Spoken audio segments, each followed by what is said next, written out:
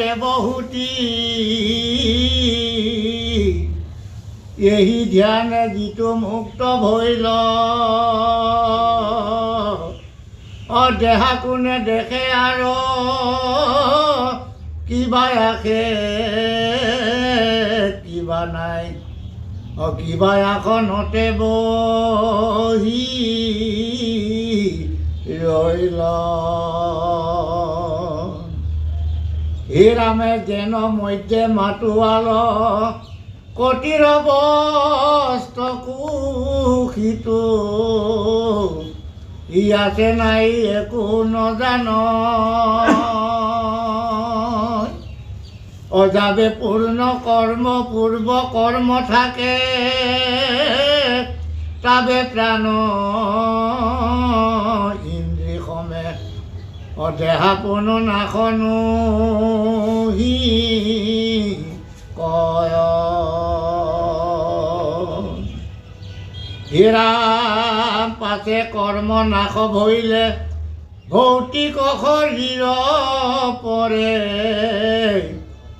তেবে যোগী ব্ৰহ্মত মিলয় এৰাই সংসাৰ দুখ লভে ব্ৰহ্মানন্দ সুখ যেন জলে জলপ্ৰবে হয় হে ৰাম এহি বুলি কৃপাময় মৌনে ৰহিল অন্ততয় দেখি দেৱী পুচন্ত দুনাই অয়াবে বাপ ভক্তি যুগ বিস্তাৰিক হিউ মুখ যেন মতে বুজো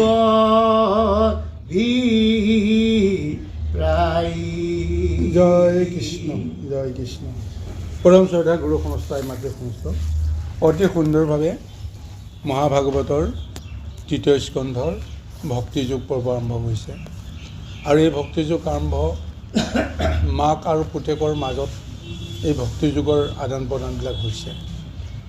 ডাঙৰ ৰহস্য এটাই যে আমাৰ বিষয়ী যিসকল জীৱ সদায় মাকৰ পৰা আচৰণ বিধি শিকে, মাকৰ পৰা জ্ঞান বুদ্ধিখিনি শিকে, কিন্তু আজি যি আখ্যান চলিছে এই আখ্যানত মাকেহে পুতেকৰ পৰা শিকিব লগা হৈছে।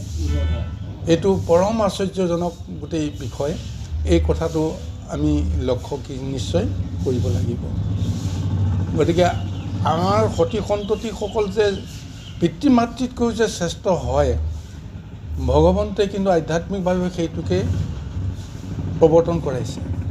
আমি এই কথাটোক আমি আধ্যাত্মিকভাৱে গুৰুত্ব দিব লাগিব। গতিকে আমি এইখিনিতেই নিশ্চয় সৎ পুত্ৰ বুলি যদি আমি চিনি পাওঁ, সৎ সন্তান বুলি যদি চিনি পাওঁ, সেই সন্তানৰ পৰা আমি শিকিবহে লাগিব, তেওঁৰ আচৰণে শিকাব লাগিব আমাক।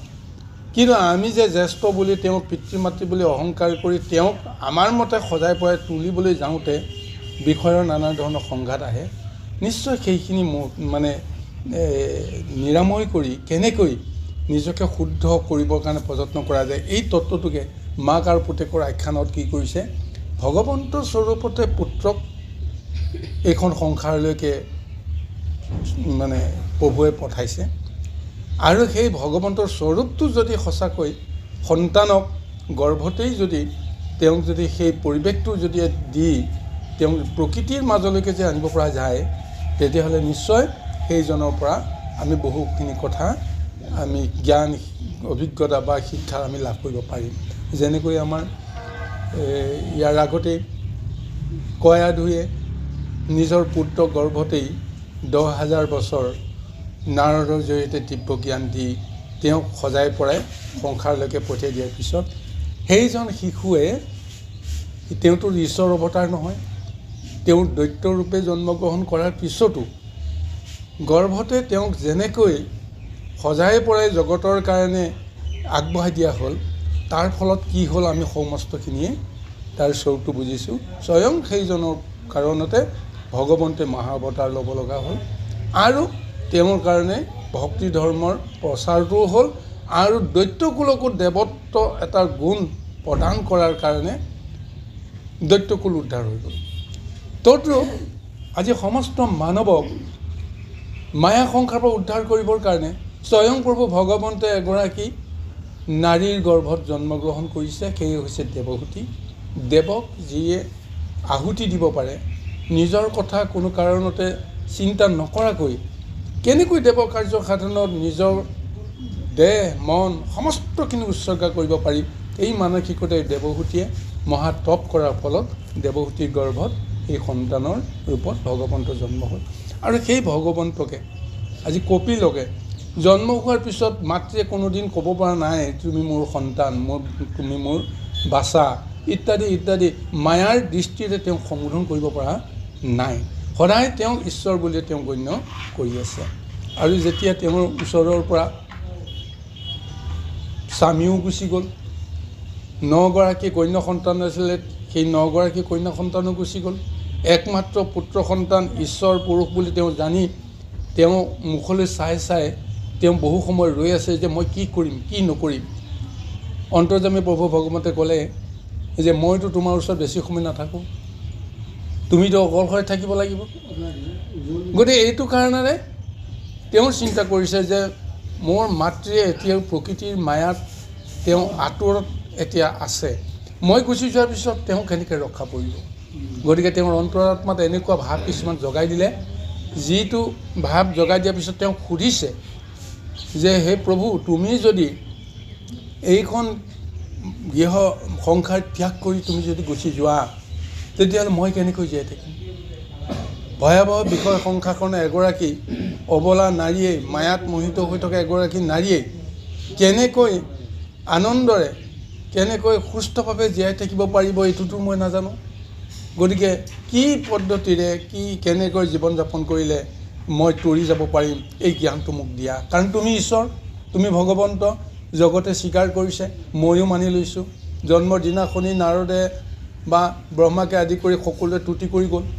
স্বামীও তেওঁৰ চকুৰ আগতে তুতি কৰি কৈছে হে প্ৰভু, তুমি আহিলা যেতিয়া মোৰ কাম নাই, মায়া সংসাৰত মোৰ কাম নাই। ইমান দিনে মই ভক্তি কৰিব পৰা নাছিলোঁ, ইমান দিনে মই তপ কৰিব পৰা নাছিলোঁ, মায়াত আবদ্ধ হৈ আহিলোঁ।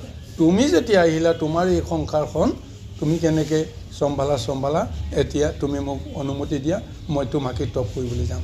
আৰু তেওঁকো উপদেশ দি পঠিয়াই দিলে, যোৱা, তুমি আচলতে মোক জন্ম দিয়াৰ পিছৰ পৰা তোমাৰ কোনো কৰ্মৰ প্ৰয়োজন নাছিলে, কাৰণ মোৰ দৰে ঈশ্বৰ পুৰুষক জন্ম দিয়া মুহূৰ্ততে সেই পিতৃ মাতৃৰ জীৱনটোতে মুক্তি পায়। গতিকে তুমি একো নকৰিলেও তুমি মুক্তি পাবা, কিন্তু তুমি একো নকৰাকৈতো থাকিব নোৱাৰিবা। গতিকে তুমি মনৰ ইচ্ছাৰে যি ভাবা সেইটোকে কৰা, কিন্তু মোৰ নামটো তুমি হৃদয়ত লৈ তুমি যাবা। আৰু অন্তিমত তুমি যেতিয়া ইচ্ছা কৰিবা সংসাৰৰ পৰা মই গুচি যাব লাগে বা মায়া মই ত্যাগ কৰি গুচি যাব লাগে, তেতিয়া তুমি মোৰ লোকলৈ তুমি নিজৰ ইচ্ছামতে যাব পাৰিবা। এই জ্ঞানটোৰে আজি দেৱহূতিয়ে যেতিয়া নিজৰ পুত্ৰক ঈশ্বৰ বুলি জ্ঞান কৰিছে, তেতিয়া সুধিছে তেতিয়া যে কি কৰিলে সংসাৰৰ জীৱবিলাকে তৰিব পাৰে। মই তৰা বা মই তৰিব পাৰা নোৱাৰা কথাটো ডাঙৰ কথা নহয়, সংসাৰী জীৱবিলাকে কেনেকৈ মুক্তি পাব পাৰে তাৰ তুমি বিধানটো দিয়া। তেতিয়া ইয়াৰ আগত কৈছে যে জ্ঞান আৰু ভক্তি দুটা মাৰ্গেৰে জীৱই তৰিব পাৰে। ইয়াৰ আগত কৈছে জ্ঞান মাৰ্গেৰে কেনেকৈ তৰিব পাৰা।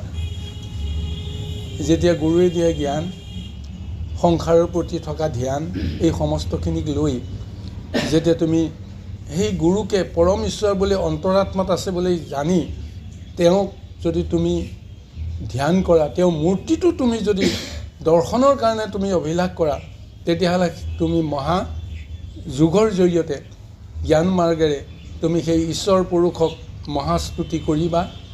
আৰু ঈশ্বৰ পুৰুষৰ ৰূপ বৰ্ণনাৰ জৰিয়তে ইয়াৰ আগত সুন্দৰভাৱে লেচাৰী চন্দত বিষয়টো আনি দিছে।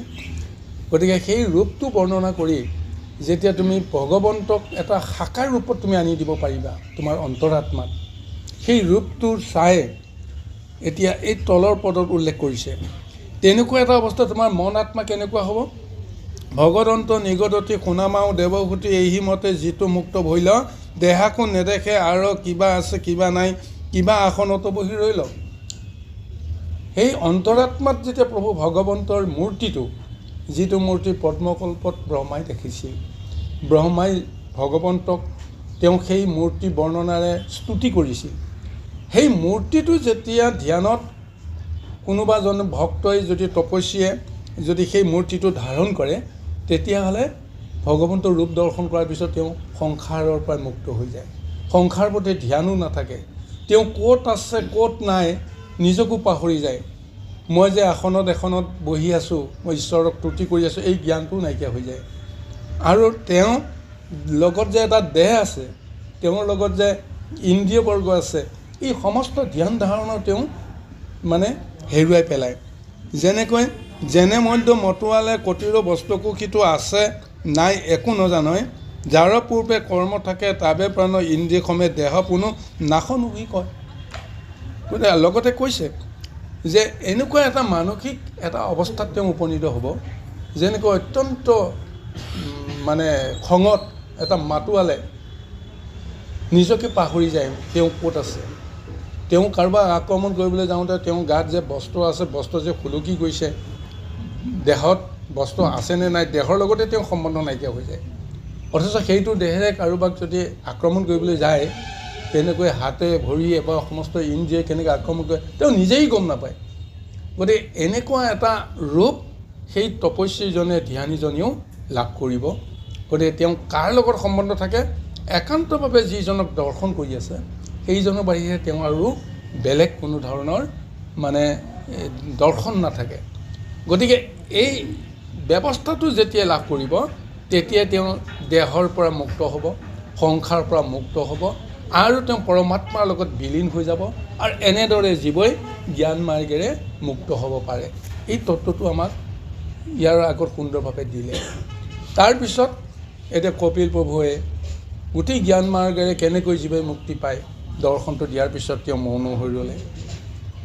আৰু তেতিয়া পুত্ৰ বা ঈশ্বৰৰ মুখ চাই দেৱহূতিৰ মনত যেনেকুৱা এটা ভাৱনা আহিল, সেই ভাৱনা মতে এতিয়া তেওঁ পুনৰ তেওঁৰ চৰণত নিবেদন কৰিছে যে হে প্ৰভু, মই জানিলোঁ যে জ্ঞান মাৰ্গৰ মাজেৰে সমস্ত জীৱই মুক্তি পোৱাৰ এটা ৰাস্তা আছে, কিন্তু মই জানো যে জ্ঞান মাৰ্গেৰে সকলোৱে হয়তো ঈশ্বৰক পাব নোৱাৰে, কাৰণ সকলোৱে জ্ঞানী হ'ব নোৱাৰে। জ্ঞান লাভ কৰিবৰ কাৰণেও তেওঁ নিৰ্দিষ্ট এটা পৰ্যায়লৈকে উন্নীত হ'ব লাগিব, কিন্তু সমস্ত জীৱইতো মুক্তি পাব লাগে। গতিকে সেই কাৰণতে মই জ্ঞানৰ মাৰ্গেৰে সকলোৱে মুক্তি পাব নোৱাৰে, এই কথাটো মোৰ সন্দেহ হৈছে। গতিকে কেনেকৈ মুক্তি পাব? গতিকে আপোনাৰ দৰ্শন মতে দুটা পৰ্যায়ত মুক্তি পায়, এটা হৈছে জ্ঞান, এটা হৈছে ভক্তি। নিশ্চয় মোৰ বিশ্বাস হৈছে জ্ঞানৰ মাৰ্গেৰে যিসকলে সংসাৰৰ পৰা মুক্ত হ'ব নোৱাৰে, সেইসকলে হয়তো ভক্তি মাৰ্গেৰে মুক্ত হ'ব পাৰে। গতিকে ভক্তি মাৰ্গৰ তত্ত্বৰ কথাখিনি মই এতিয়া আপোনাৰ পৰা জানিব বিচাৰিছোঁ। আপুনি মোক সেই সংশয়টো দূৰ কৰক। আজি এনেদৰে দেৱহূতি মাতৃয়ে মায়াত মোহিত হৈ তেওঁ কি হৈ গৈ আছে, একেবাৰে প্ৰথম অৱস্থাত তেওঁ পাৰাপাৰ দেখা নাছিল, সুখৰ যিটো অৱস্থা তেওঁ ভয় আৰু শংকা। কিন্তু কপিল প্ৰভুৱে যেতিয়া তেওঁ জ্ঞানৰ দৰ্শনখিনি দিলে, সংসাৰৰ প্ৰতি ভয় নাইকিয়া হ'ল, নিজৰ প্ৰতি ধাৰণাই নাইকিয়া হৈ গ'ল যে মই যে মানে সংসাৰত যে মই পতিত হৈ ৰ'ব লাগিব, এই ধাৰণাটো নাইকিয়া হ'ল। মনত ভাৱ আহিল যে মই নিশ্চয় মুক্তি পাম, কিন্তু মই মুক্তি পালে নহ'ব, মানে সংসাৰী জীৱবিলাকেতো মুক্তি পাব লাগিব। সেইখিনি কথাও মই জানিব লাগিব যে কেনেকৈ একেবাৰে সাধাৰণ জীৱও মুক্তি পাব পৰা ব্যৱস্থা। গতিকে তাৰ কাৰণে যদি ভক্তি মাৰ্গেই যথেষ্ট হয়, আপুনি সেই ভক্তি মাৰ্গৰ তত্ত্বখিনি আমাক ক'ব লাগে। আহক পৰৱৰ্তী পদত এতিয়া কপিল মহাপ্ৰভুৱে মাতৃৰ এই ভক্তি মাৰ্গৰ দৰ্শনখিনি জানাৰ যিটো আগ্ৰহ, কেনেকৈ সেই আগ্ৰহটো মানে প্ৰদান কৰে, মষিমূৰ কৰে, আমি পৰৱৰ্তী পদলৈকে আগবাঢ়িম। কৃষ্ণ। হয়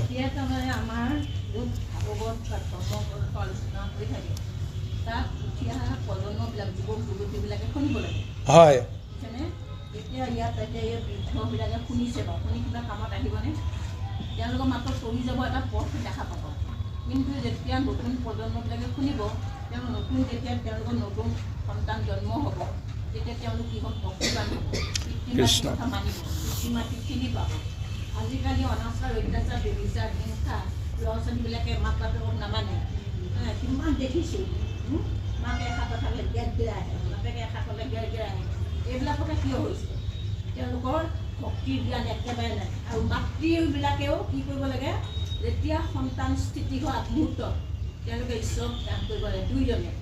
যেনেকৈ প্ৰজাপতি সুতপা আৰু কি আছিলে, তেওঁলোকে যে ঈশ্বৰ ধ্যান কৰোঁতে কৰোঁতে ঈশ্বৰ সাক্ষাৎ দেখা দিয়াৰ কাৰণে বোলে ভগৱন্তক সুধিলে, তোমালোকে ইমান ধ্যান কৰিছে ইমান বছৰ তোমালোকৰ কি লাগে? তেতিয়া তেওঁলোকে ভগৱন্তৰ ৰূপ দেখি ক'ব নোৱাৰা হৈ যে তোমাৰ দৰে সন্তান এটা পাব বিচাৰিছোঁ। সেই সন্তান এটা পাই গ'ল তেনেকৈ কৃষ্ণ প্ৰভু ভগৱান দৈৱকী গৰ্ভত। আৰু এইবোৰ দিছে সেইকাৰণে সন্তানটো পালে আৰু কৃষ্ণ। তাৰপিছতো লালন পালন কৰিব নাপালে। লালন পালন কৰিব পালে কোনে? যশোদাই। যশোদাই লালন পালন কৰিব বিচাৰিছিল কাৰণে, হয়নে? ঠিক আমাৰ মাতৃসকলেও, উঠি অহা যুৱক যুৱতীসকলেও যদি ভাগৱতখন খুব ভালকৈ শ্ৰৱণ কৰে, ভাগৱতে গতি নিদিলে কোনেও গতি দিব নোৱাৰে। জয় কৃষ্ণ। গতিকে শুনিব লাগে। বাৰু আইমাতৃ, আপোনাৰ আয়ুষী বৃদ্ধি হওক। আপোনাৰ বহুমূলীয়া পৰামৰ্শখিনিয়ে নিশ্চয় সমাজৰ উপকাৰ আহিব। কিন্তু কথা হৈছে কি, পূৰ্বজন্মৰ সংস্কাৰ সূত্ৰে যাৰ অপাৰ ভাগ্য আছে তেওঁহে ভাগৱতৰ কথা শ্ৰৱণ কৰিবলৈ শক্তি পায় দেই গুৰুসকল। বাৰু যি কি নহওক, এই ভাগৱত শুনিলে জগতৰ কল্যাণ হওক বা নহওক বেলেগ কথা, কিন্তু শুনোতাজনৰ যে কল্যাণ হ'ব, আজি ভাগৱতে সেই তত্ত্বটোকে দিছে। আমি সংসাৰৰ পৰা মুক্তহে হ'ব লাগে। সংসাৰী লোকসকল কেনেকৈ তৰে বা নতৰে, আজি সংসাৰী জ্ঞান ধাৰণাই দেৱভূতিয়ে চিন্তা কৰিছে। আপুনিও দেৱভূতিৰ দৰে ধৰক বিষয়টো যুৱকসকলে উঠি অহা চামে যদি জানে তেতিয়াহ'লে বৰ ভাল কথা। আৰু তৃতীয় স্কন্ধ মহাভাগৱতৰ আচল ৰহস্যটো সেইটোৱেই যে পাৰিবাৰিকভাৱে আমি সাংসাৰিকভাৱে কেনেকৈ সুখী হ'ব পাৰোঁ, কেনেকৈ সৎ সন্তান আমি জন্ম দিব পাৰোঁ, কেনেকৈ কপিল মহাপ্ৰভুৱে এগৰাকী কামত মানে আসক্ত হোৱা কি আপোনাৰ ৰাজসিক ব্যৱস্থাৰ মাজেৰে ডাঙৰ দীঘল খোৱা এগৰাকী নাৰীৰ গৰ্ভত তেওঁ জন্ম হৈছে। কাৰ ঔৰসত? ব্ৰহ্মযোগী কৰ্দমৰ ঔৰসত। কিন্তু সেই ব্ৰহ্মযোগী কৰ্দমেও ভগৱন্তক পুত্ৰ হিচাপে পোৱাৰ আগত কি কৰিলে, এইখিনি কথাও জানিব লাগিব। তেওঁ ইন্দ্ৰিয়ৰ আসক্তিত তেওঁ সংসাৰিক হোৱা নাই। বিষয়ৰ বাসনা কামনাখিনিৰ কাৰণে তেওঁ এগৰাকী নাৰীৰ লগত তেওঁ সংগ কৰা নাই। সেই নাৰীগৰাকী পাবৰ কাৰণেও তেওঁ ঈশ্বৰক 10,000 বছৰ তপস্যা কৰিছে। নাৰীগৰাকীক পোৱাৰ পিছতো বিবাহ দি পিতৃ মাতৃ গুচি যোৱাৰ পিছতো সেই নাৰীগৰাকীও কথাও পাহৰি গ'ল।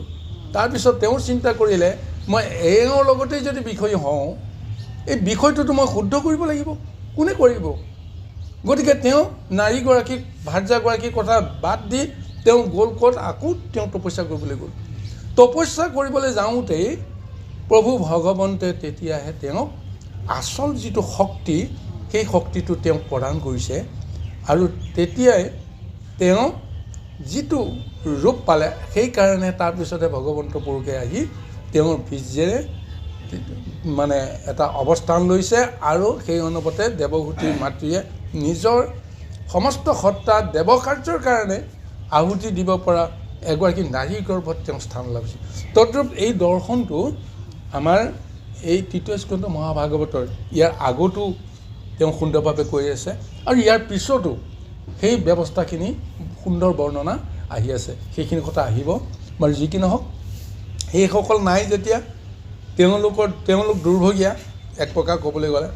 কিন্তু আমি জনাসকলে বুজাসকলে পিতৃ মাতৃসকলে এনেকুৱা এটা পৰিৱেশ আমি নিশ্চয় ৰচনা কৰিব লাগিব, যিটো পৰিৱেশত এদিন সেই দুষ্টসকল যিসকল এতিয়াও বুজি পোৱা নাই, আঁতৰি আছে, এদিন তেওঁলোকে নিজে যেন আসক্ত হ'ব লগা হয় ভক্তিৰ ৰসত। তাৰ কাৰণে পৰিৱেশটো ৰচনা কৰাৰ দায়িত্ব আমাৰ। গতিকে তেওঁলোকক দুখী লাভ নাই। অজ্ঞানীজনক দুখী, জ্ঞানীজনে মনৰ কষ্ট পালে কি হ'ব, হয়নে? গতিকে এইটো দৰ্শনে আমি লৈ যাৰ ভাগ্যত আছে শুনিব, যাৰ ভাগ্যত নাই তেওঁলোকে আঁতৰি থাকিব। এয়া ঈশ্বৰৰ ইচ্ছা বুলি আমি ধৰি লোৱাৰ বাহিৰে আমি ইয়াৰ দুখ কষ্ট বেদনা আনৰ হৈ আমি বিষয়ত আমি মজি থকাটো আমাৰ কাৰণে ক্ষতিকাৰক। আনৰ হৈ দুখ প্ৰকাশ কৰা মানে আমি বিষয়ত মজি থকা নহয়নে বাৰু? আনে যদি দুখ পাইছে, কোনে দুখ দিছে? ভগৱানে দুখ দিছে। আমি সেইটো জ্ঞানে ল'ব লাগিব। অতি বেছি আমি আনৰ দুখ মোচন কৰিবৰ কাৰণে যদি আমাৰ মনত কিবা এটা ভাৱ আহে, ঈশ্বৰক অৰ্পণ কৰিব লাগিব। প্ৰভু, তোমাৰ জীৱবিলাকক তুমি যেন কল্যাণ কৰা। ইয়াৰ বাহিৰে আমাৰ ক'ব লগা নাই। বাৰু আহক এতিয়া কেনেকৈ মাতৃ দেৱহূতিক ভক্তি মাৰ্গৰ দৰ্শন দিবলৈ কাৰণে প্ৰযত্ন কৰিছে, আমি পদৰ মাজেৰে আগবাঢ়ি যাওঁ। কৃষ্ণ। হে ৰাম আৰু জীৱ সমস্তৰ বিবিধ সংসাৰ যেন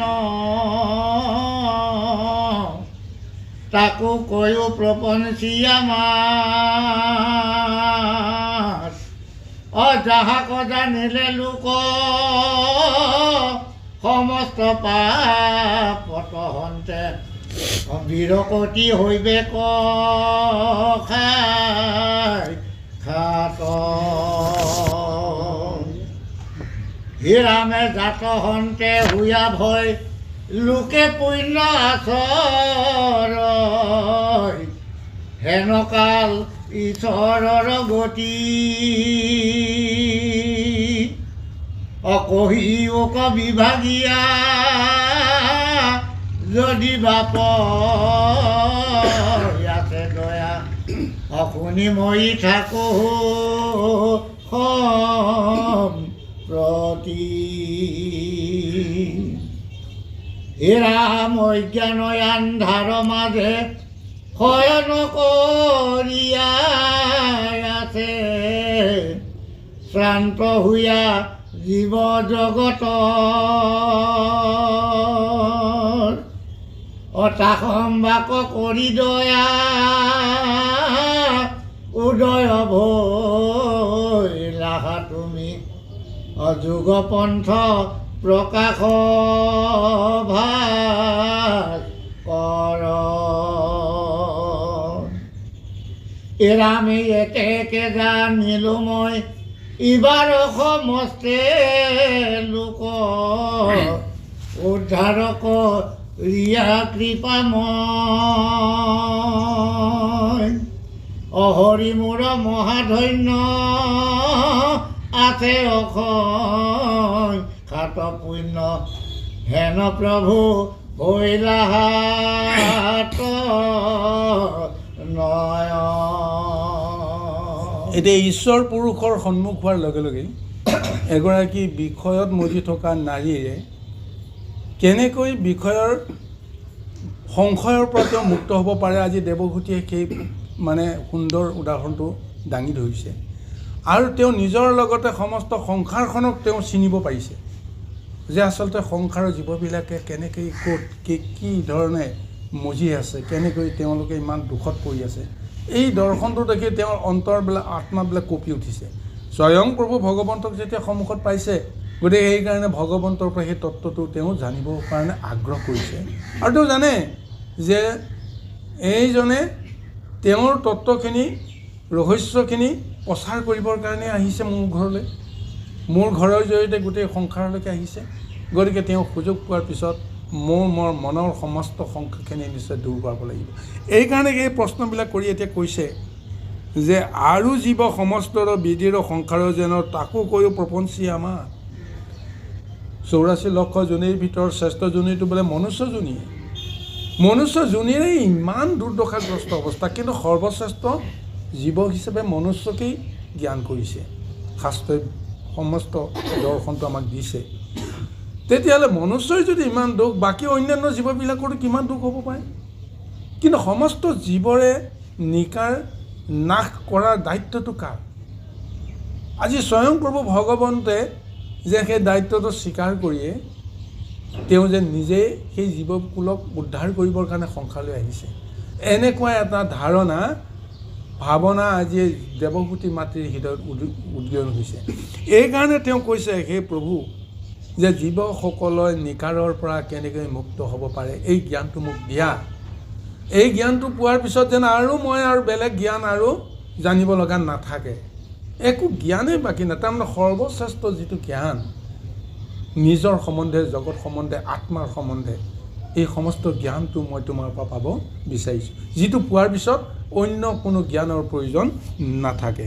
সেইকাৰণে কৈছে জাত হন্তে হুয়া ভয় লোকে পুণ্য আচৰয় হেনকাল ঈশ্বৰৰ গতি।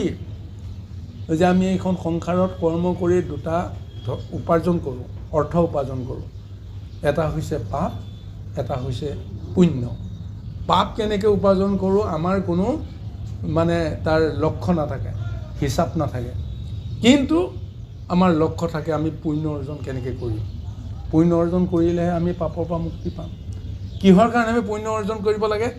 এই সংসাৰৰ ভয়ৰ পৰা, নিকাৰৰ পৰা মুক্ত হ'বৰ কাৰণে শাস্ত্ৰই দিয়া বিধান, গুৰুৱে দিয়া জ্ঞান, এই সমস্তখিনিক আমি নিশ্চয় পালন কৰিব লাগিব বুলি আমি ভয়ত ভগৱন্তক বিচৰাৰ দৰে আমি এই পুণ্য অৰ্জনৰ কামখিনি কৰোঁ। কিন্তু এনেকুৱা এটা পৰ্যায় জীৱই যেতিয়া পাব, পুণ্য কিয় লাগে? পুণ্য অৰ্জন কৰিবলৈ আমি কি পাম? পুণ্য অৰ্জন কৰি তেওঁ যদি চিন্তা কৰে পুণ্য অৰ্জন কৰিতো মই একো নাপাওঁ, শেষত কি হ'ব? পুণ্য ধনটো খৰচ হ'ব। যি ধন উপাৰ্জন কৰাৰ পিছত বহুত বুলি ভবা যায়, খৰচ কৰাৰ পিছত নাইকিয়া হৈ যায়, তেতিয়াহ'লে এইটো ধনৰ প্ৰয়োজন কি? যিটো ধন অক্ষয় হ'ব, যিটো ধন অব্যয় হ'ব, কোনো কালেই সি ক্ষয় নহ'ব, সদায় বৃদ্ধি হ'ব, তেনেকুৱা ধন আছেনে নাই? যদি আছে তেতিয়াহ'লে সেই ধনটোৰ বাহিৰে বেলেগ কথা ভাবিব নোৱাৰে। গতিকে আজি দেৱহূতি মাতৃয়ে সেইকাৰণে কৈছে যদি মই একেবাৰতে গোটেইখিনি কথা বুজিব নোৱাৰোঁ, মই বুজিব পৰাকৈ আপুনি ভাগ ভাগ কৰি এটা এটা বিভাগ কৰি কৰি তুমি মোক যেনেকৈ নহওক মোক বুজাই কোৱা। আৰু তেওঁ স্পষ্টকৈ কৈছে যে মোৰ সমান পৰম সৌভাগ্যৱান নাৰী নাই, মই এতিয়া উপলব্ধি কৰিলোঁ। কাৰণ জগতৰ ঈশ্বৰ প্ৰভু ভগৱন্ত যিজন নিৰাকাৰ, যিজন অব্যক্ত, যিজনে নিৰাকাৰতেই সমস্ত জগতখন চলাই আছে, সেইজন প্ৰভু ভগৱন্ত আকাৰলৈ নাহিলেও হয়। কিন্তু তেওঁ কিয় আকাৰলৈ আহিছে? যে এটাই কাৰণ যে মোৰ অসংখ্য পুণ্য আছে আৰু সেই পুণ্যৰ ফলত মই তেওঁক আজি পুত্ৰৰূপে মই আজি সাকাৰত পাইছোঁ। আৰু তেওঁ মই বিচাৰিলেও তেওঁক মই সাকাৰত নিশ্চয় পোৱাৰ যোগ্যতাটো মোৰ নাই। কিন্তু তেওঁ এটা উদ্দেশ্য থাকিব লাগিব যে তেওঁ সাকাৰলৈ আহি সমস্ত জীৱৰ কল্যাণ নিশ্চয় সাধনৰ তেওঁৰ লক্ষ্যটো থাকিব লাগিব। এইকাৰণে তেওঁ অন্তৰাত্মাই কৈ আছে, তেওঁ সেই কথাটো ব্যক্ত কৰিছে। মই এতিয়া বুজিলোঁ প্ৰভু, সংসাৰে যিমানবিলাক জীৱই এতিয়ালৈকে নিকাৰ বন্দী আছে, তোমাৰ আগমনৰ পিছত সেই সমস্ত জীৱৰ নিকাৰ ধ্বংস কৰা, নাশ কৰা যিটো ব্যৱস্থা, সেই ব্যৱস্থাটোৰ কাৰণে তুমি জন্মগ্ৰহণ কৰিছা। গতিকে সমস্ত জীৱই এটা মুক্তিৰ ৰাস্তা এটা নিশ্চয় তোমাৰ জৰিয়তে পাব, এয়া মোৰ বিশ্বাস। গতিকে মই তোমাৰ চৰণত মই শৰণাপন্ন হৈছোঁ, তুমি মোৰ সমস্ত সংশয় দূৰ কৰি দিয়া। এয়া স্বয়ং প্ৰভু ভগৱন্ত বুলি নিজৰ পুত্ৰৰূপে আজি দেৱহূতি মাতৃয়ে জ্ঞান কৰি মহাস্তুতি কৰি আছে। আৰু স্বয়ং প্ৰভু ভগৱন্তে এই মুহূৰ্তটো এতিয়া তেওঁ অন্তৰাত্মাই স্বীকাৰ কৰিছে, মাকক কোৱা নাই হে মাতৃ তুমি মোক ঈশ্বৰ বুলি নক'বা, মই তোমাৰ পুত্ৰ।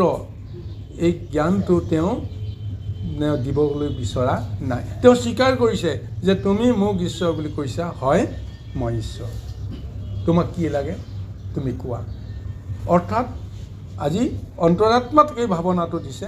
সেইকাৰণে দেৱহূতি মাতৃয়ে কৈ আছে সংসাৰৰ নিকাৰৰ পৰা কেনেকৈ জীৱসকলে মুক্তি পাব পাৰে, মোক সেইখিনি ক'লেও হ'ব। গতিকে আহকচোন, ইয়াৰ পিছতনো কেনেকৈ মৈত্ৰমুনিয়ে বিদুৰৰ আগত এই সমস্ত ভক্তিতত্ত্বখিনি প্ৰদান কৰি আছে, যে তাৰপিছত পদেনো কি উল্লেখ কৰে আমি আকৌ পদৰ মাজলৈকে আহৰি যাম। মতে অবলন্ত এহি মাতৃৰ সুন্দৰ বাণী অশুনি প্ৰভু কপিল ঈশ্বৰ অকৃপায়ে পীড়িত হুয়া মাতি লন্ত প্ৰশংসিয়া অকুশলক চিন্তিয়ালো কৰ ভগ ভগৱন্ত নিগদতি ধন্য ধন্য মহামতী মনোৰ নন্দিনী মোৰ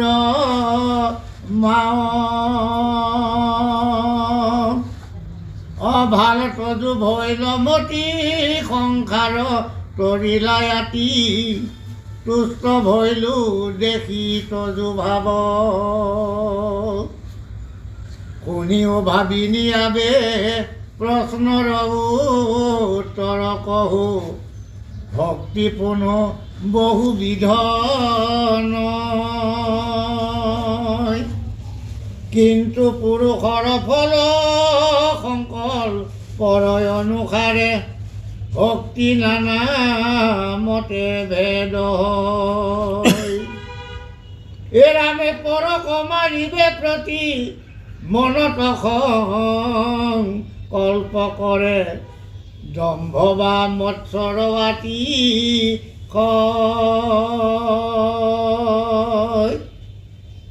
এহি মতে ভক্তিমূত কৰিলে তামস হয় ক্ৰোধ ভেদ তিনিতে আশ্ৰয়। এতিয়া মৈত্ৰমুনিয়ে বিদুৰৰ আগত আজি কপিল দেৱভূতিৰ এই মহা আখ্যানটো তেওঁ বৰ্ণনা কৰি ভক্তি যুগৰ তত্ত্বখিনি বিদুৰক প্ৰদান কৰি আছে। অৰ্থাৎ এইখিনিতে আমি আলোচনা কৰিবলৈ গ'লে বহু কথাই আহিব। যি বৃদ্ধ কালতনো বিদুৰক ভক্তি যুগৰ তত্ত্বখিনি কিয় ক'ব লগা হ'ল? তাৰমানে ইমান দিনে বিদুৰে যিমানখিনি ভক্তি কৰি আছে কৃষ্ণৰ ওচৰত, যাৰ ভক্তিত মানে সন্তুষ্ট হৈ ভগৱন্তে দুৰ্যোধনৰ ৰাজসিক যিখিনি আপ্যায়ন তাকো ত্যাগ কৰি সেই বিদুৰৰ খুঁটখন বিচাৰিয়ে গৈছিল। ভগৱন্তক তেওঁ নিজৰ গৃহতে তেওঁ সুন্দৰভাৱে তেওঁ ভক্তি কৰি তেওঁক বান্ধি ৰাখিছিল, তেওঁ গৃহতে তেওঁ শয়ন কৰিছিল। কিন্তু সেই বিদুৰেও আজি কৃষ্ণ বৈকুণ্ঠ পৰায়ণৰ পিছতহে মৈত্ৰমুনিৰ পৰা ভক্তি যুগৰ তত্ত্বখিনি জানিব লগা হ'ল। কিয়? তাৰমানে ইমান দিনে তেওঁ ভক্তিৰ কচৰতহে কৰি আছিল, কিন্তু ভক্তিৰ সাধন তেওঁ হোৱা নাছিল কাৰণে তেওঁ ইন্দ্ৰিয় অস্থিৰ হৈ আছিল, বিষয়ত তেওঁ তেতিয়াও দগ্ধ হৈ আছিল। কাৰণ মনত এটাই বিষয় আছিল যে কৰু আৰু পাণ্ডৱ মোৰেই বংশ, যেতিয়া তেওঁলোকৰ মাজত কোনো কাৰণতে যেন সংঘাত নহয়। যি সংঘাত হৈ আছে যেনেকেই নহওক সেই বুজাবুজিৰ মাজেৰে সেই সংঘাতটো মই দূৰ কৰিব লাগিব। যুদ্ধবিহীন এক শান্তিময় পৰিৱেশ পাবৰ কাৰণে তেওঁ অহৰহ প্ৰচেষ্টা কৰিছিল, কিন্তু তেওঁ বিফল হৈছিল। তেওঁ সেই কাৰণত তেওঁ মন প্ৰাণ সদায় অস্থিৰ। অৰ্থাৎ সেইটোৱে বিষয় মানে মায়া। কিন্তু যেতিয়া আমাৰ মন যেতিয়া প্ৰফুল্ল হ'ব, কেতিয়া হ'ব? বিষয়ৰ পৰা যেতিয়া আমি মুক্ত হৈ পৰিম। গতিকে এইটো বিষয়ে কাৰণেই হস্তিনাপুৰ ত্যাগ কৰিব লগা হৈছিল বিদুৰ। মোৰ কথা নামানা যেতিয়া তোমাৰ লগত থাকি লাভ নাই, গতিকে তেওঁ ত্যাগ কৰিব লাগিছিল। আৰু সেই মনৰ দুখটো গুচাই তেওঁ কিমান তীৰ্থ ভ্ৰমণ কৰিলে, কিমান সাহস সংগ তেওঁ লাভ কৰিলে, কিন্তু তথাপিও তেওঁৰ অন্তৰাত্মা স্থিৰ হোৱা নাই। শেষত আহি অন্তিম পৰ্যায়তহে মৈত্ৰমুনি উদ্ধৱক লগ পাই কৃষ্ণই দিয়া তত্ত্বখিনি যেতিয়া তেওঁ ল'লে, সেইখিনিক লৈহে তেওঁ সুস্থিৰ হ'বলৈ তেওঁ সক্ষম হৈছে। বাৰু যি কি নহওক, আজি এই জ্ঞান মাৰ্গটো, ধ্যান মাৰ্গৰ গোটেই ভক্তি মাৰ্গৰ তত্ত্বটো আজি মৈত্ৰমুনিৰ পৰা বিদুৰে লাভ কৰিছে। আৰু সেই কাহিনীটোকে বৰ্ণনা কৰি এতিয়া কৈছে। কাৰণ মাতৃয়ে যেতিয়া ক'লে যে আমি ভক্তি যুগৰ কথা কওঁ, যিটো ভক্তি যুগৰ কথা ক'লে সমস্ত জীৱই মুক্তি পাব পাৰে। এতিয়া সেই তত্ত্বটো ক'বলৈ গৈ এতিয়া ভগৱন্তে এতিয়া মাকৰ ফালে চাই ইমান আনন্দিত হৈছে। এতিয়া এইটো পদত উল্লেখ কৰিছে, ভগৱন্ত নিগদতি ধন্য ধন্য মৈত্ৰ বুলন্ত এহি মাতৃৰ সুন্দৰ বাণী শুনি প্ৰভু কপিলে ঈশ্বৰ কৃপায়ে পীড়িত হোৱা মাতৃলন্ত প্ৰশংসীয়া কুশলক চিন্তিয়া লোকৰ। এটা ডাঙৰ শব্দ কৈছে, কৃপায়ে পীড়িত হোৱা। ভগৱন্তে কৃপা কৰিবৰ কাৰণে তেওঁ ইমানেই পীড়িত হৈ আছে। আমি যেতিয়া আত্মাৰ এটা ডাঙৰ এটা মানে হেৰি এটা পাম, আকৰ্ষণ এটা পাম, আমি সেইটো পীড়ন বুলি কওঁ, নহয়নে? ভগৱন্তেও ভকতক কৃপা কৰিবৰ কাৰণে, আশীৰ্বাদ কৰিবৰ কাৰণে সদায় বাঞ্ছা কৰি থাকে। কিন্তু ভগৱন্তই কি কৃপা কৰিবৰ কাৰণে বেছি বাঞ্ছা কৰে? যি ভকতে নিজৰ কথা চিন্তা নকৰি পৰৰ হিতৰ কাৰণে চিন্তা কৰি ঈশ্বৰক তুতি কৰে, সেইজন ভকতক কৃপা কৰিবৰ কাৰণে ভগৱন্তই ইমান পীড়িত হৈ থাকে। গতিকে আজি এতিয়া দেৱহূতিয়ে অন্য জীৱসকলৰ মুক্তিৰ কথা তেওঁ যেতিয়া কৃষ্ণৰ ওচৰত নিবেদন কৰি ক'লে, গতিকে তাত এতিয়া তেওঁ ইমান পীড়িত হৈছে যেন এই মুহূৰ্ততে মই সমস্তখিনি বাকী দি দিম। এটা সৰু পাত্ৰত একলহ পানী যেতিয়া তেওঁ ঢালি দিব, পাত্ৰটোৱে জানো বহন কৰিব পাৰিব? কিন্তু তথাপিও ভগৱন্তে কৈছে যে এই মুহূৰ্ততে যেন দি গোটেইখিনি শেষে কৰি দিম, তেওঁ ক'ত ৰাখে ৰাখিব। এনেকুৱা এটা তেওঁ প্ৰেৰণা, মানে নিজেই পীড়িত হৈ আছে ভক্তক কৃপা কৰিবৰ কাৰণে। গতিকে মাতৃ কৈছে, সেই মাতৃ মই ধন্য, কাৰণ এইকাৰণে তোমাৰ দৰে এগৰাকী নাৰীৰ গৰ্ভত মই জন্ম হোৱাৰ সুযোগটো পালোঁ। গতিকে সেইকাৰণে তুমি জগতৰ মংগলৰ কথা চিন্তা কৰিছা, লোকৰ মুক্তিৰ কথা চিন্তা কৰিছা, অন্য জীৱৰ তৰণৰ উপায়টোৰ কথা চিন্তা কৰিছা। গতিকে সেইকাৰণে কৈছোঁ, ভালত যো ভৈলা মতি সংসাৰত তৰিলা আতি, তুষ্ট ভৈলেও দেখি তজো ভাব। এতিয়া তেওঁ নিৰ্ণয় দিছে যে তোমাৰ এই মতিটো যে হৈ গ'ল, এতিয়া মই বুজিলোঁ আৰু এতিয়া তুমি জীৱনটোতে মুক্তি পাই গ'লা। কিছু সময়ৰ আগতে তুমি ভয়ত আঁতৰ হৈ আছিলা, তুমি গুচি গ'লে এতিয়া মই কাৰ লগত থাকিম? এগৰাকী নাৰী, স্বামী গুচি গ'ল, কন্যা সন্তানসকল গুচি গ'ল, পুত্ৰ হিচাপে তোমাৰ মুখ চাই মই থাকিম বুলি ভাবি স্বামীৰ ওচৰত শেষত মই তুতি কৰিছিলোঁ, তুমি মোৰ ওচৰত আৰু কেইদিন থাকা, জানোচা এজন পুত্ৰ সন্তান ঈশ্বৰে যদি আমাক প্ৰদান কৰে, অন্ততঃ পুত্ৰৰ মুখখন চায়েই মই জীয়াই থাকিম, তুমি তেতিয়া কলেজুৱা যাবা। ঠিক তেনেকুৱা মায়াত মোহিত হৈ থকা নাৰীগৰাকীয়ে আজি যেতিয়া সৰ্বজীৱৰ কথা চিন্তা কৰি নিজৰ কথা পাহৰি গ'ল, সেইকাৰণে কৈছে মই অতি তুষ্ট হৈ গ'লোঁ। গতিকে দেখিলোঁ তুমি জীৱনটোতে মুক্ত হৈ গ'লা, তোমাৰ এই ভাৱতেই মুক্ত হৈ গ'ল। ইয়াৰ পিছত তুমি কি কৰা কি নকৰা সেইটো বেলেগ কথা, কিন্তু এই মুহূৰ্ততেই তোমাৰ মুক্তিৰ যিটো সিদ্ধান্ত তোমাৰ সেইটো হৈ গ'ল। এইকাৰণে কৈছে, এতিয়া তুমি ভক্তি যুগৰ যিখিনি কথা জানিব বিচাৰিছা মই এতিয়া তোক ক'ম।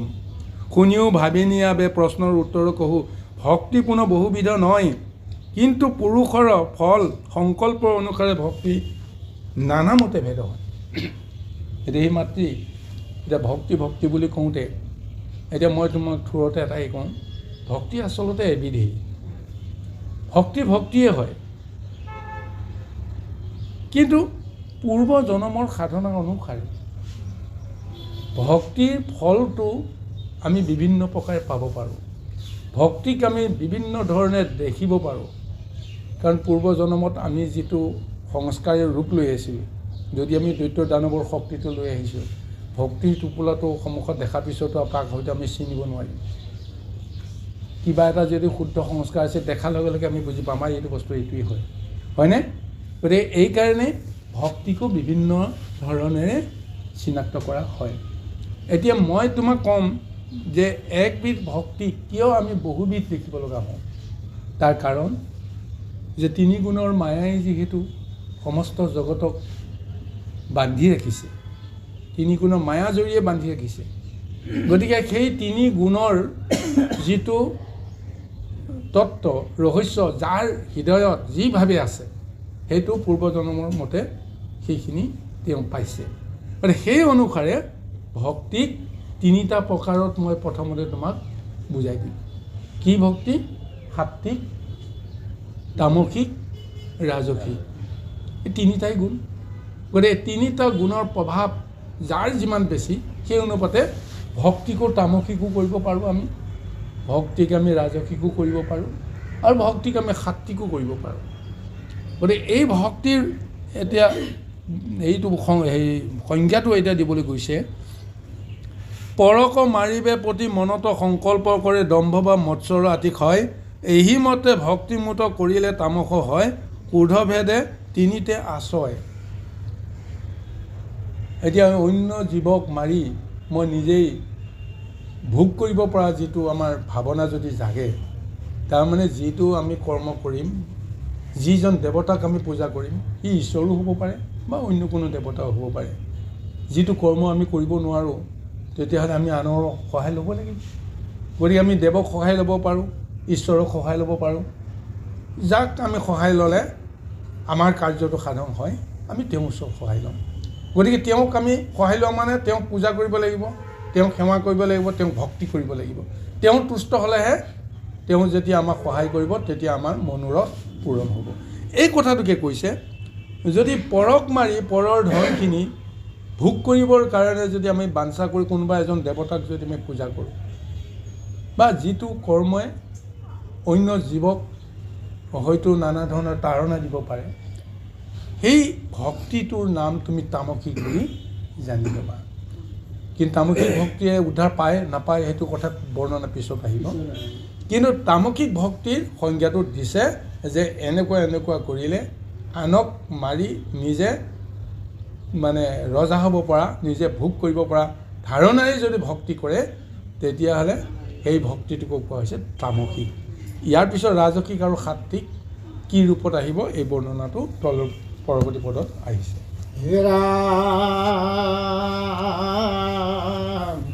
বিষয়ত কৰি আশা যশ ভাৱ ঐশ্বৰ্য চাৱে অপ্ৰতিমাত মোহক জয়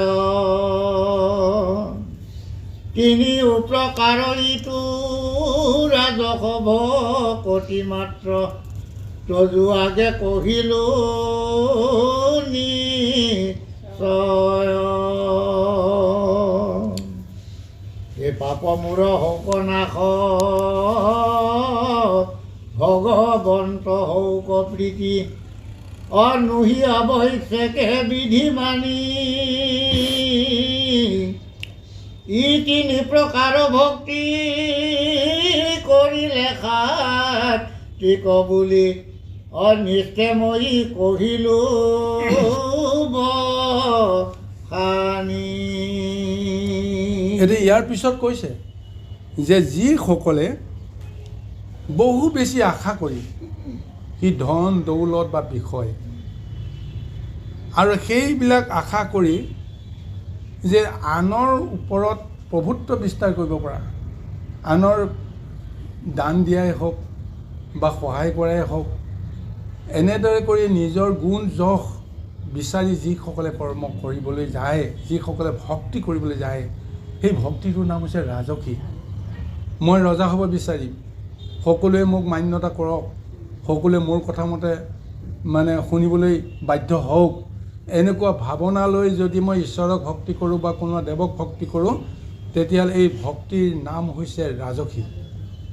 ইয়াৰ পিছত কৈছে যে সংসাৰত তুমি যিমানবিলাক কৰ্ম কৰিলা সেই কৰ্মবিলাকৰ জৰিয়তে তোমাৰ আত্মদৰ্শন যদি হয় যে মই ভাল কাম কৰিলোঁ নে বেয়া কাম কৰিলোঁ, তোমাৰ সেই আত্মদৰ্শনত এটাই হয়তো তোমাৰ ধৰা পৰিব যে মই বহুত বেয়া কাম কৰিলোঁ। কি ভাল কাম কৰিলোঁ সেইবিলাক লুপ্ত হৈছে, কিন্তু মনত এটা ধাৰণা হৈছে মই কি বেয়া কাম কৰিলোঁ, কি পাপ উপাৰ্জন কৰিলোঁ।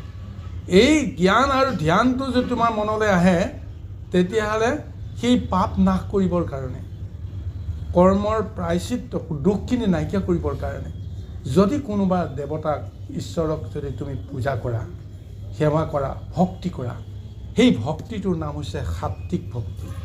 সাত্বিক ভক্তি কৰিলে নিজৰ অন্তৰাত্মাক অতি শুদ্ধ ৰূপ এটা দিবলৈ আমি সক্ষম হ'ব পাৰোঁ। কিন্তু এই সাত্বিক ভক্তিয়ে কেতিয়াও আনৰ ওচৰত যশ কীৰ্তি এই সমস্তবিলাক মানে বিয়পি পৰক এই ভাৱনাটো ল'ব নোৱাৰে। কাৰণ মই পাপত মই মজি আছোঁ, ময়ে উদ্ধাৰ পোৱা নাই, মই আনৰ কথা কেনেকৈ চিন্তা কৰিম। এই ধ্যান ধাৰণাটো আনি নিজকে শুদ্ধ কৰিবৰ কাৰণে, নিজৰ দুখবিলাক নাইকিয়া কৰিবৰ কাৰণে যি ভক্তি আহে সেই হৈছে সাত্বিক ভক্তি। আৰু সেই সাত্বিক ভক্তি পোৱাৰ পিছত প্ৰকৃততে তেওঁ আত্মদৰ্শন হয় যে আচলতে মই সংসাৰলৈকে কিয় আহিলোঁ, মই কি কৰিব লাগিছিল আৰু মই কি কৰি আছোঁ। তেতিয়া তেওঁ পৰৱৰ্তী যিখিনি সময় পায় জীৱনকালত সেইখিনি তেওঁ সৎভাৱে সঠিকভাৱে তেওঁ ঈশ্বৰৰ লগত সম্বন্ধ ৰাখি কৰ্ম কৰিবলৈ তেওঁ সুযোগ পাব। সাত্বিক ভক্তি পোৱাৰ পিছতহে অন্য যিটো ব্যৱস্থা, এই ব্যৱস্থাখিনি তেওঁ ভগৱন্তৰ পৰা পাব পাৰে। আহক আমি পৰৱৰ্তী পদলৈ যাওঁ। হে ৰাম প্ৰতিমা পূজয় আৰু ভেদভাৱ দৰিখন অতিনিতো সমানয় আকৌ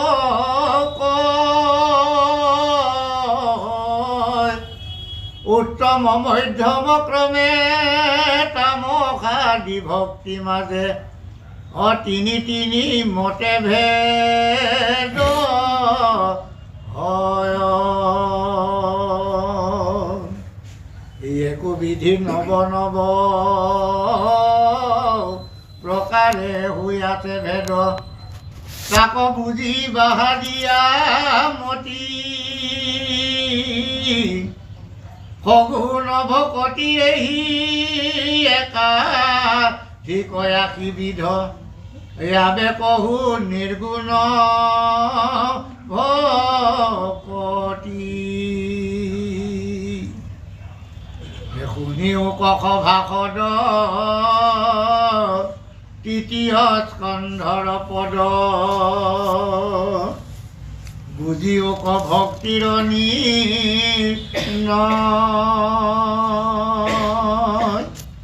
সগুণ ভকতি যত কৰি তাংক পৰিহাৰ নিৰ্গুণ কৰিও আশ্ৰয়। কৃষ্ণ এতিয়া সুন্দৰভাৱে এতিয়া কৈছে যে ভক্তিক তিনিটা পৰ্যায়ত আমি চিনিব লাগিব। এটা হৈছে সগুণ, সগুণ ভক্তিক তিনিটা গুণৰ মাজতে সগুণ বুলি কৈছে। তামসিক, ৰাজসিক আৰু সাত্বিক। সাত্বিক গুণো কেতিয়াও এই সগুণৰ পৰা মুক্ত হ'ব নোৱাৰে, সিও গুণৰ মাজতেই আবদ্ধ থাকে।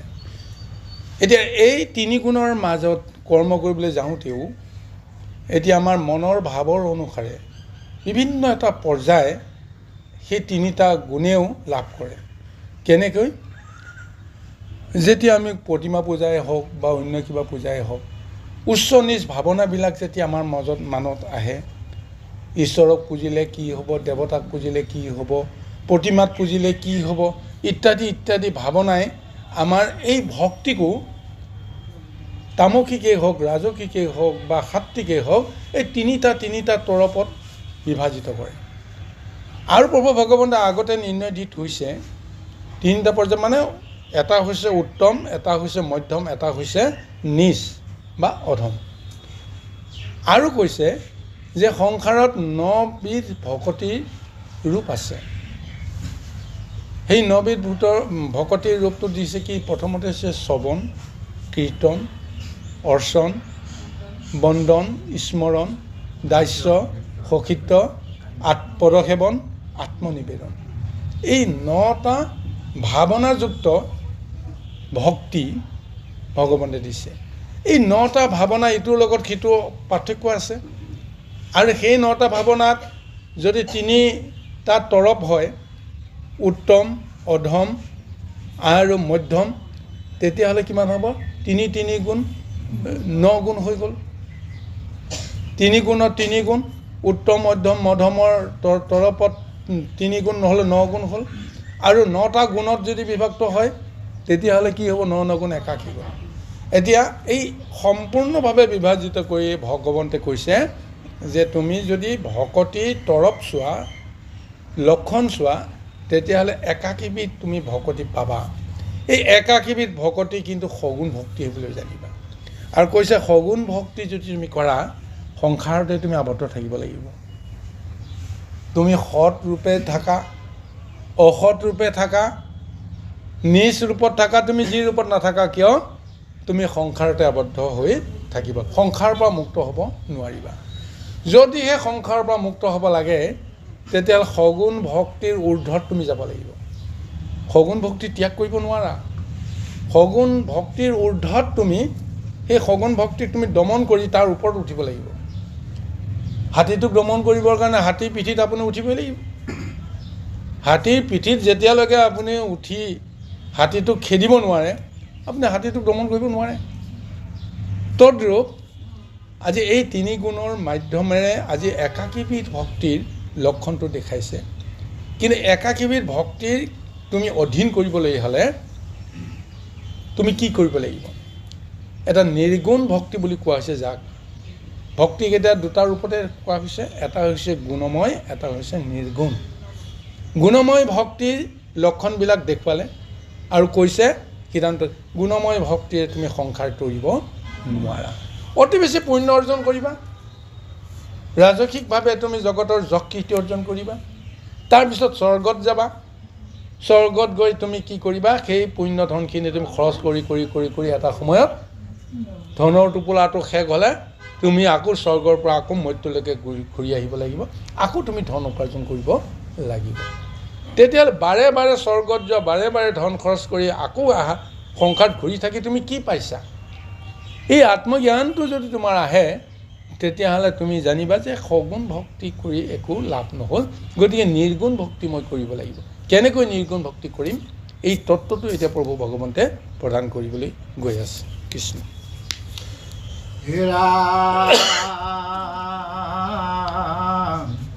দেখা কেন কৃপা কৰি আপুনি কন্ত হৰি ভকতিক কৰি নানা ভাগ এতেকে নিৰ্গুণ ভক্তি ধৰি দৃঢ় কৰি তেবে ঈশ্বৰক পাইবা লাভ।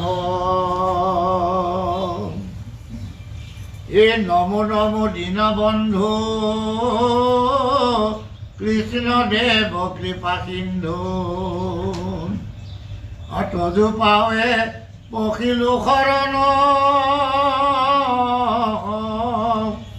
অগুণময় ভক্তি ছয় স্বপ্নটো নহৌক মোৰ এহি মানে কৰোঁ প্ৰাৰ্থন।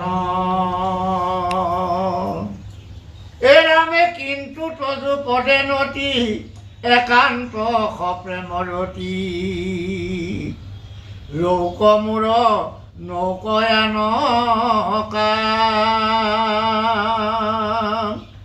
সময় যাৰ যত জন হৌক মাধৱত মন যাক চাৰি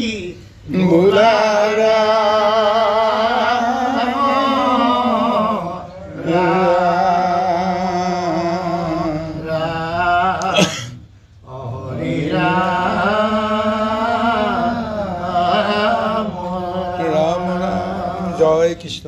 এইখিনিতে আমাৰ ভাগৱত টীকাকাৰে গোপাল চৰণ দিজে আজি ভক্তিৰ নিৰ্ণয়টো প্ৰভু ভগৱন্তে যেনেকৈ মাতৃ দেৱহূতিক প্ৰদান কৰিলে, আমাকো সেই নিৰ্ণয়টো আজি ভাগৱত টীকাকাৰে ল'বৰ কাৰণে আমাক এটা জ্ঞান দিছে।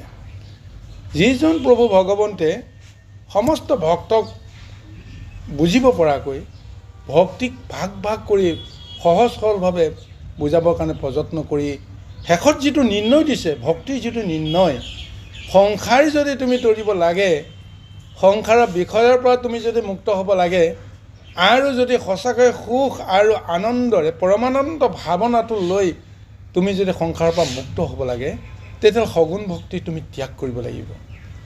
তাৰপিছত নিৰ্গুণ ভক্তি তুমি আপোন কৰি ল'ব লাগিব। এইটো হৈছে ভাগৱতৰ নিৰ্ণয়। এতিয়া কেনেকৈ আমি সগুণ ভক্তি ত্যাগ কৰিম? যিটো বস্তু আমি ত্যাগ কৰিম সেই বস্তুটো আমাৰ হাতৰ মুঠিত থাকিব লাগিব, হয়নে নহ'ব কওকচোন? যিটো বস্তু হাতৰ মুঠিত আছে সেইটোহে আমি এৰি দিব পাৰিম।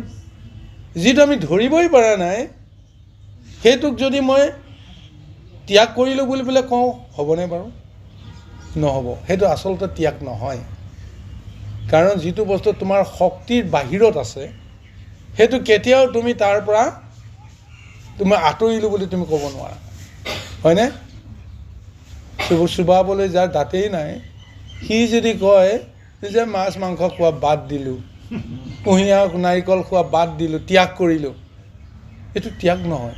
তোমাৰ ইন্দ্ৰিয়ত লোভটো আছে কিন্তু বাধ্যত পৰি তুমি যে নোৱাৰা সেইকাৰণে তুমি এতিয়া ত্যাগ কৰা বুলি কৈছে। কিন্তু যিটো বস্তু তোমাৰ সামৰ্থ্যত আছে তোমাৰ বাহিৰে বেলেগৰ সামৰ্থ্যত নাই, সেই বস্তুটো তুমি যদি চিনি পোৱা, এইটো বস্তু লৈ পেলাই মই কি কৰিম, এইটো বস্তু মোক নালাগে, গতিকে সেইটো তুমি ত্যাগ কৰিব লাগিব। এনেকুৱা ত্যাগ প্ৰথমতে কোনে কৰি দেখুৱাইছিল? এই দুৰ্বাসা মুনিয়ে কৰি দেখুৱাইছিল।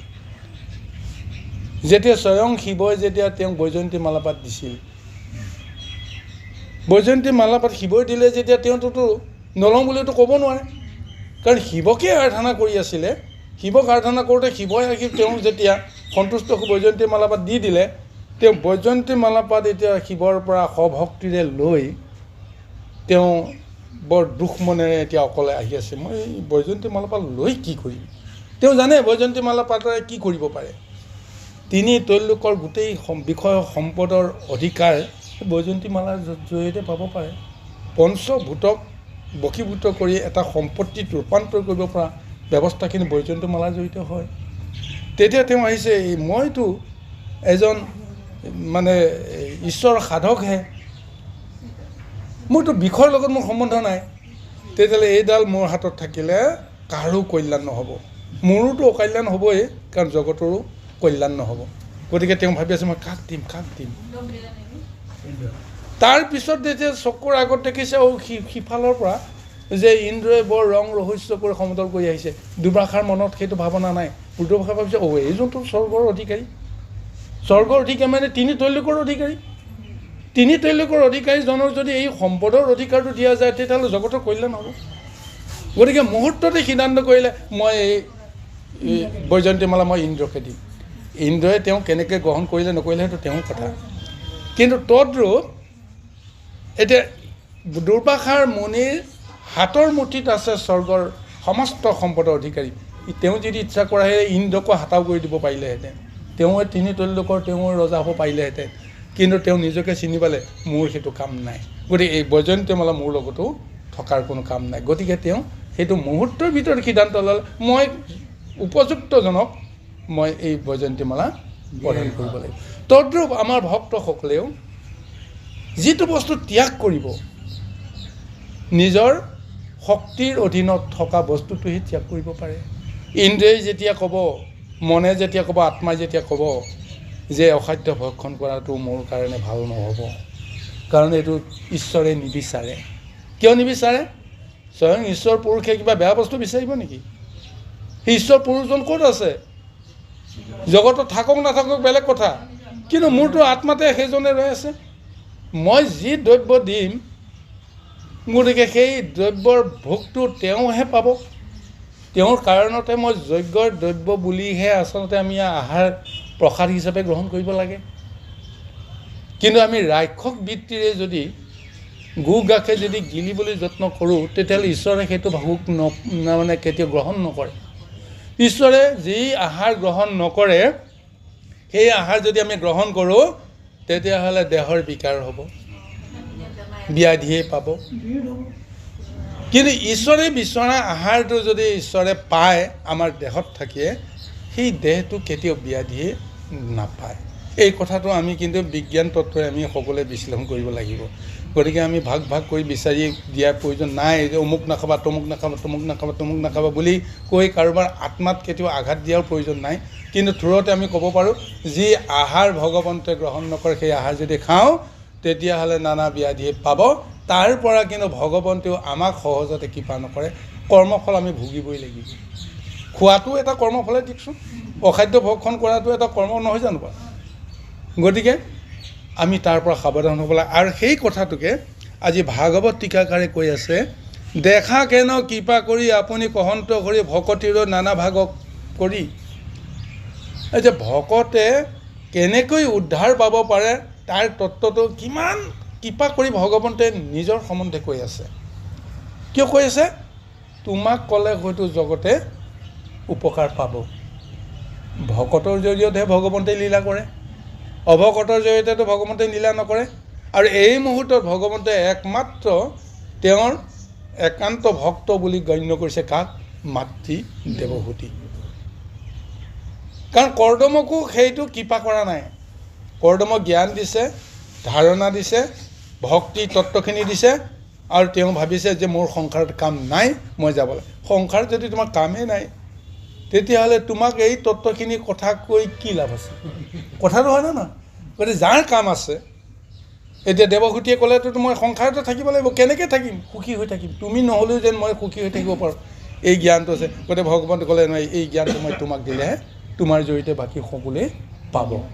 গতিকে এইকাৰণে মাতৃ দেৱহূতিয়ে এই জ্ঞানটো দিছে। গতিকে আই মাতৃসকলে এইখিনিতে পাৰমাৰ্থিক এটা মহাতত্ত্ব ভগৱন্তে সৃষ্টিতেই প্ৰৱৰ্তন কৰিছে। আজি কিয় পুৰুষতকৈ নাৰীসকলৰ ভক্তিৰ ধাৰণাটো প্ৰবল হ'বলৈ গৈ আছে?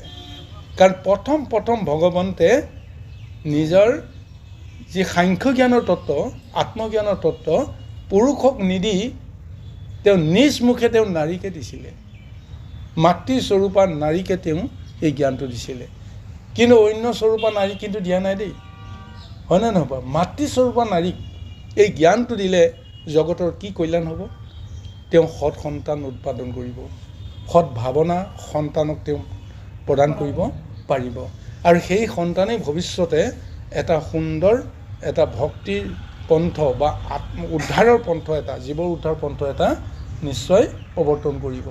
কিন্তু যিজন আত্মজ্ঞানী, এইজনৰ জগত, এই আত্মজ্ঞানীজনৰ জৰিয়তে জগতৰ একো কল্যাণ নহয়, তেওঁ নিজৰহে কল্যাণ হ'ব, হয়নে? পৰীক্ষিতে আত্মজ্ঞান পালে, ভাগৱত পালে, জগতৰ কি লাভ হ'ল? পৰীক্ষিতে পোৱা ভাগৱতৰ জৰিয়তে জগতৰ একো লাভ নহ'ল, পৰীক্ষিতৰ নিজৰ লাভ হ'ল। সেইখন ভাগৱত লৈ তেওঁ গুচি গ'ল, আৰু অন্তিমত আমিও পৰীক্ষিত ৰূপ লৈ সংসাৰৰ পৰা যাব লাগিব।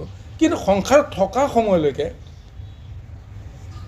আমি কাৰ দৰে আমি শ্ৰৱণ কৰিব লাগিব? উগ্ৰশ্বাস সূতৰ দৰে আমি ভাগৱত লাভ কৰিব লাগিব। সেই উগ্ৰশ্বাস সূতে লাভ কৰা ভাগৱতখনহে এতিয়া আমি পাই আছোঁ, হয়নে নহয় বাৰু কওকচোন? গতিকে দুঠাইত প্ৰভু ভগৱন্তে ভাগৱত স্থাপন কৰিলে, একেবাৰে উচ্চত, একেবাৰে নিচত। উচ্চত স্থাপন কৰিলে ক'ত?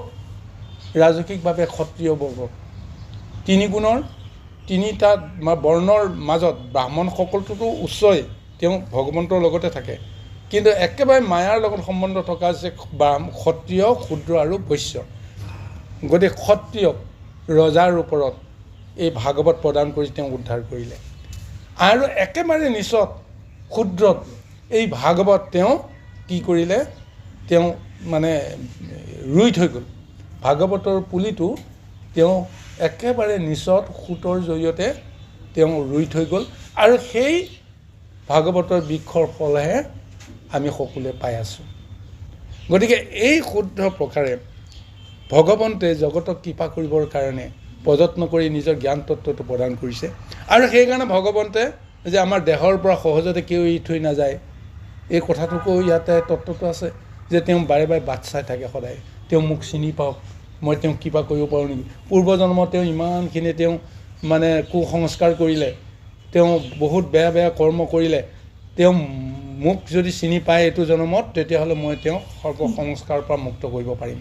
এইকাৰণে প্ৰভু ভগৱন্তে যিমানে বেমাৰ নাথাকক, যিমানে ব্যাধি নাথাকক, তেওঁ অন্তিম মুহূৰ্তলৈকে অপেক্ষা কৰি থাকে। তেওঁ মোৰ নাম ল'ব পাৰে যদি লওক, মোক যদি এবাৰ যদি তেওঁ যদি মাতে যদি মাতক, মই যি বুলি সহায় কৰিব লাগে কৰিম। কিন্তু আঁতৰত পৰি থকাজনে যদি কাৰো যদি সহায় ভিক্ষা নকৰে, তেতিয়াহ'লে সেইজনৰ ওচৰলৈকে কোনেও যাচি কৰি কেতিয়াও সহায় কৰিবলৈ নাযায়। প্ৰভু ভগৱন্তে সেইটো আশাত ৰৈ থাকে, সেইকাৰণে কৃপা কৰি আছে আমাক যিমান দিনলৈকে জীয়াই ৰাখিছে সিমান দিনলৈকে প্ৰভু ভগৱত আমাক কৃপাই কৰি আছে।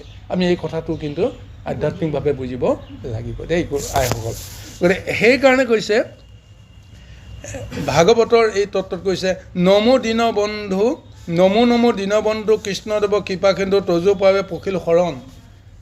এতিয়া ভাগৱত টীকাকাৰ আমাৰ হৈ জগতৰ জীৱবিলাকৰ হৈ কৃষ্ণৰ ওচৰত শৰণাপন্ন কৰিছে। কেনেকৈ কি বাঞ্ছা কৰিছে কৃষ্ণৰ ওচৰত?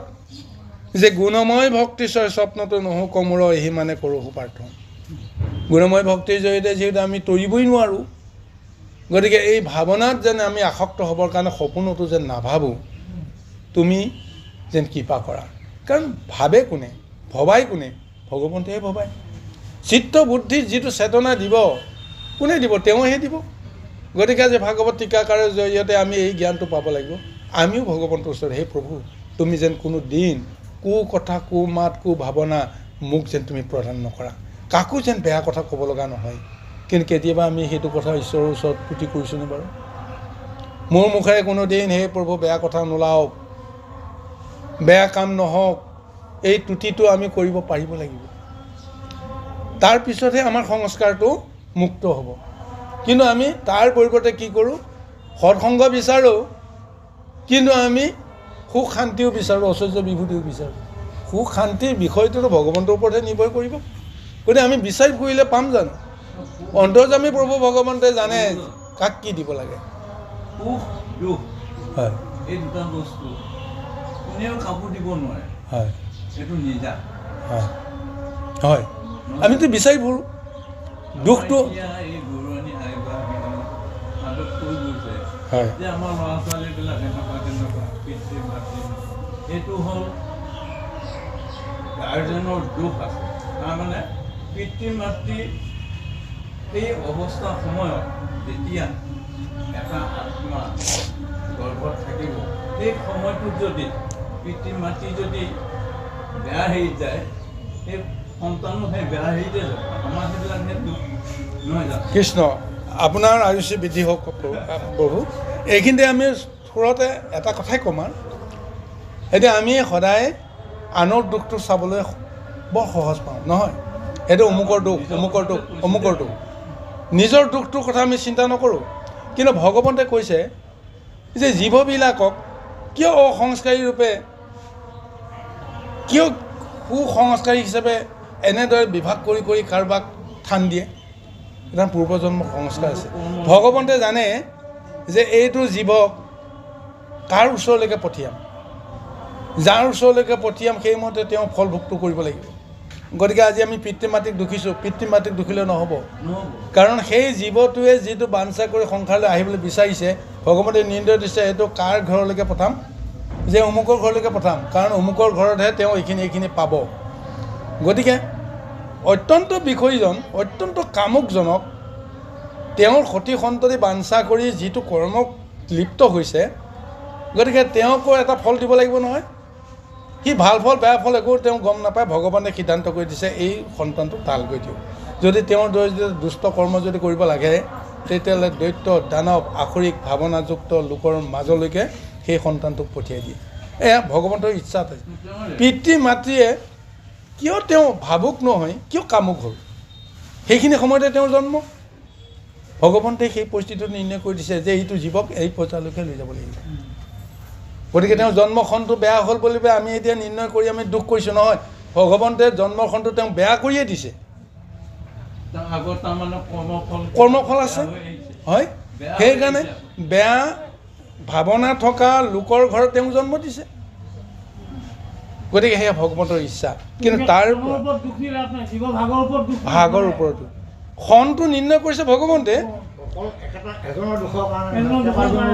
কিন্তু তাৰ পৰা মুক্ত হ'বৰ কাৰণে শাস্ত্ৰই বিধান দিছে যে সৎসংগ অনুসৰা, শ্ৰৱণ কীৰ্তন কৰা, পৰিসৰা পাখণ্ড আচাৰ। পাখণ্ড আচাৰটো নিজৰ পাখণ্ড আচাৰটোৰ কথা কৈছে।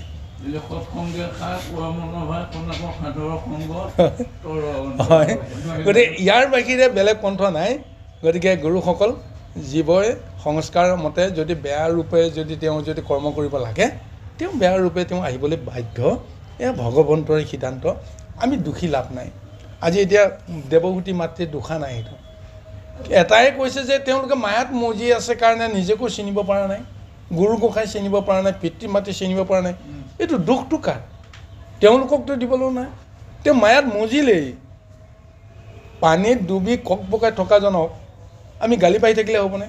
তোমাৰ নিজৰ দুখতে পৰিছা, নিজৰ দুখতে মৰিবা বুলি গালি পাৰি থাকিলে নহ'ব ন। তেওঁ পৰাৰ পিছত তেওঁ উদ্ধাৰ কৰা ৰাস্তাটোহে প্ৰথমতে আমি চিন্তা কৰিব লাগে। কেনেকৈ তেওঁক বচাব পাৰি? তেওঁৰ দুখৰ কাৰণে এইটো হ'ল। গতিকে আমি এইখিনি কথা চিন্তা কৰিব পাৰিলে পৰৰ দুখ আচৰাতকৈ নিজৰ দুখ আচৰিবৰ কাৰণে আমি যত্ন কৰাটো দৰকাৰ। আৰু কৈছে পৰৰ গুণটোহে আপুনি অনুসন্ধান কৰিব লাগে। হয়, কৃষ্ণ। দেহৰ গুৰু আপোনাৰ ৰাম, শিষ্য হৈ